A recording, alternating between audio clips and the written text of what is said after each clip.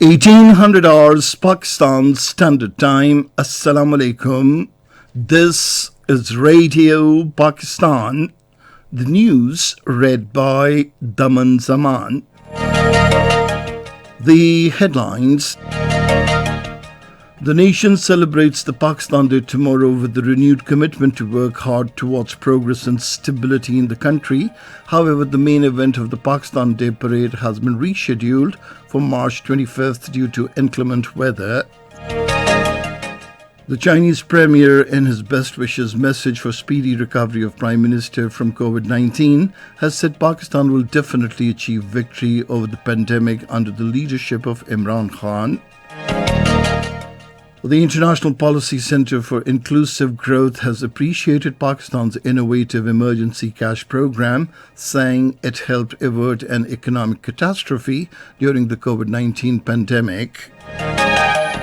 Pakistan will take up with India its objections over the design of Pakal, Dul and Lower Kalnai hydroelectric power plants at the two-day meeting of Permanent Indus Commission starting from tomorrow in New Delhi.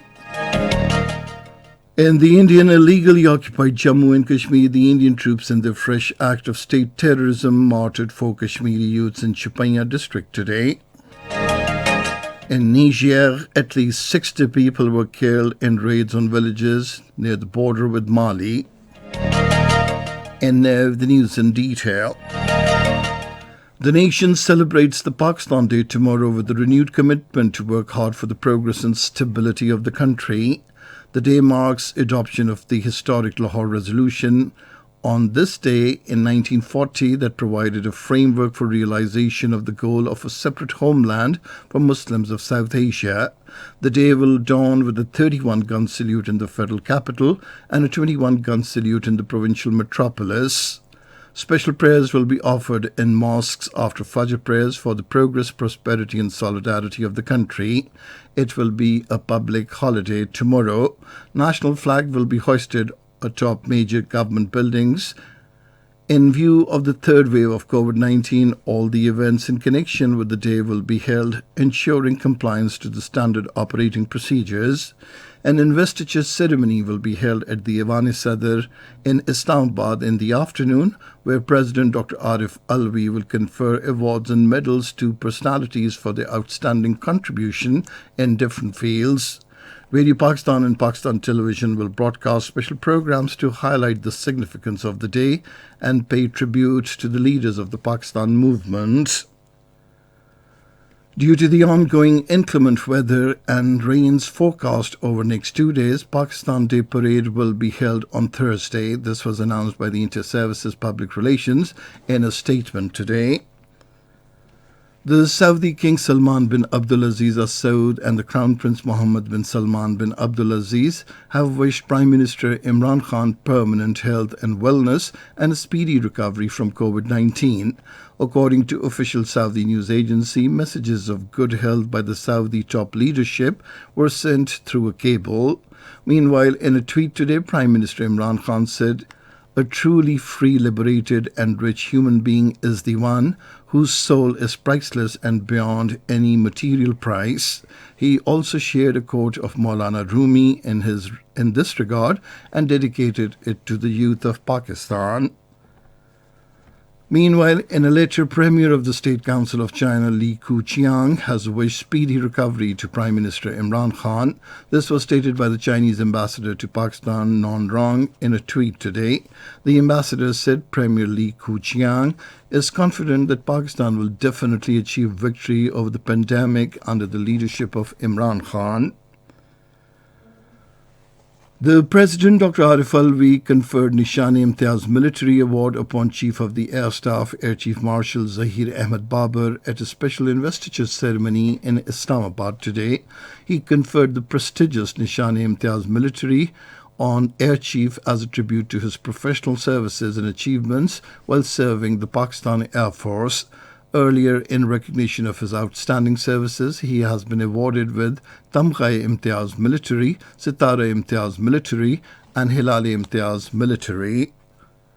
This is Radio Pakistan. Pakistan's innovative emergency cash program has helped avert an economic catastrophe during the COVID-19 pandemic.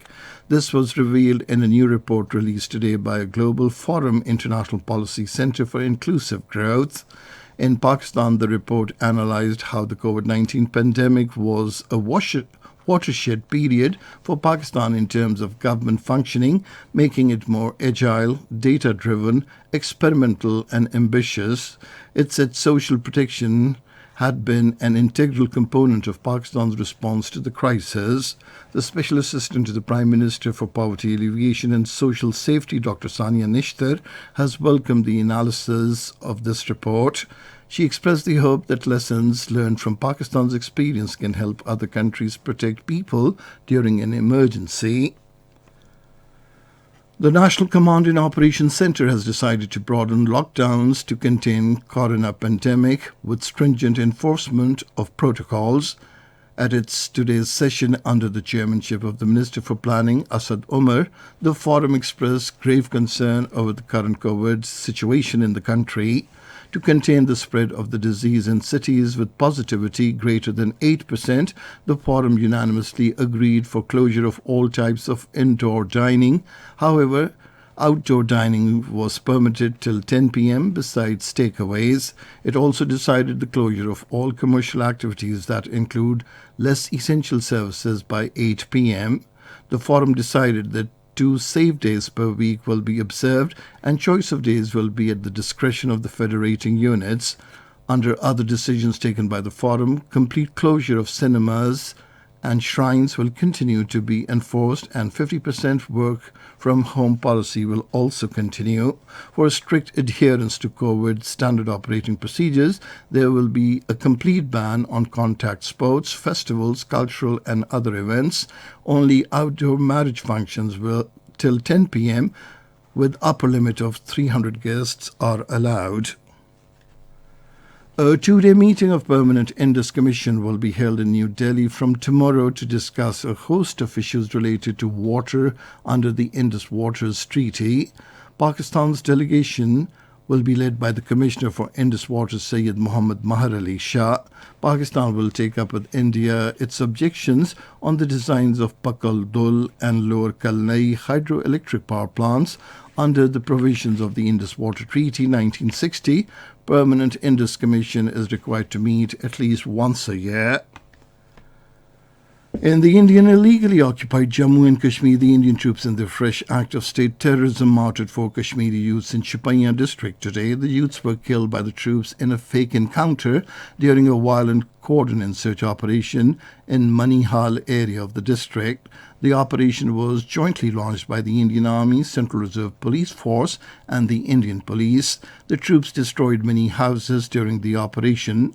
The authorities suspended internet services immediately after the killings in the area.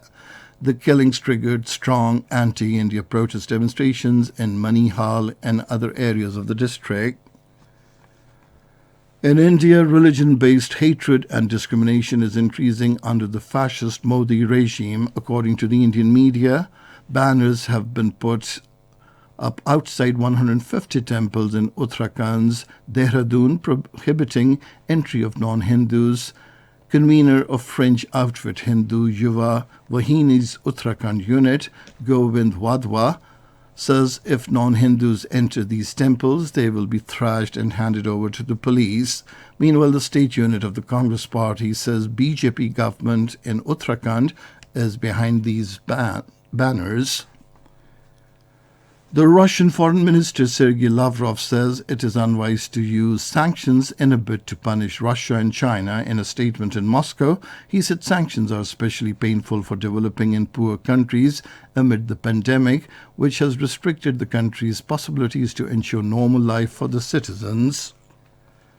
In Niger, at least 60 people were killed in raids on villages near the border with Mali. Armed men on motorbikes opened indiscriminate fire at Intazeyin, Bakorate, Vestani and surrounding areas. And finally, the weather. Rain with wind and thunderstorms, snow over high mountains is expected in Islamabad, Khyber Pakhtunkhwa, Gilgit-Baltistan and Kashmir during the next 24 hours. Hailstorms are also likely at a few places, while heavy falls are also expected in Upper Punjab, Upper Khyber Pakhtunkhwa and Kashmir during the period. And that is the end of this news bulletin. For more news and analyses, log on to our website, radio.gov.pk, and you can also watch the live video streaming of our bulletins on the link, facebook.com/Radio Pakistan News Official.